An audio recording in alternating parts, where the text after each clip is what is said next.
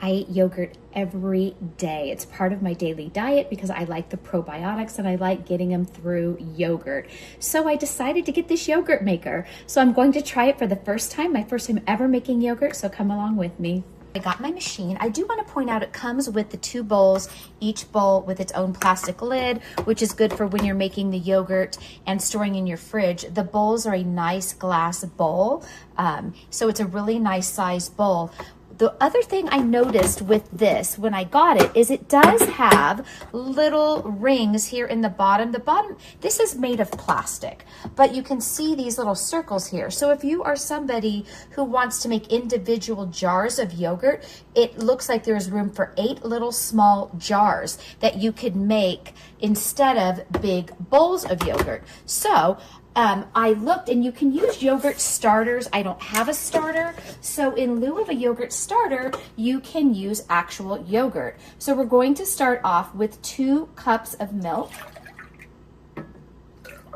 And then, like I said, since I don't have a yogurt starter, I looked up the recipe, and you can add in 1 to 2 tablespoons for up to 4 cups of milk. I only put 2 cups in here, so I'm going to use 1 tablespoon of yogurt that I already had, and I'm going to stir this up. Now, you want this milk ideally to be more of a room temperature milk, I believe, before we start this machine. So I'm going to let this milk sit here for a bit, and then we're going to get it started.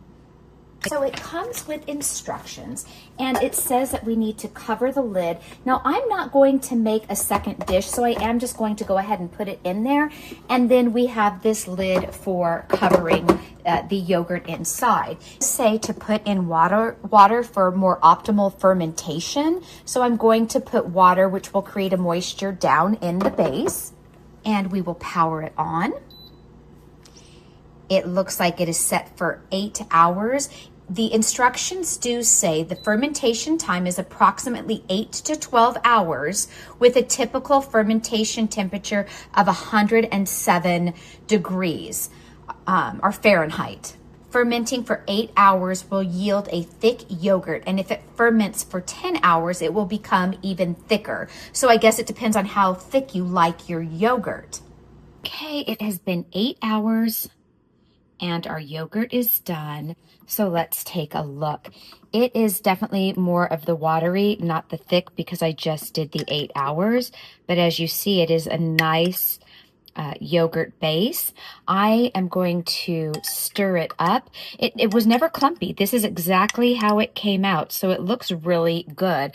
I'm going to give it a taste test. I haven't done that yet. It tastes exactly like yogurt. It is a little bit more of a milky flavor. At this point, I will keep it loose like this. I normally like a thicker Greek-style yogurt, but I'm happy with this because it is my first try, and I think I may flavor it up with some honey and create my own flavor base for this yogurt, but honestly, it tastes good just as it is.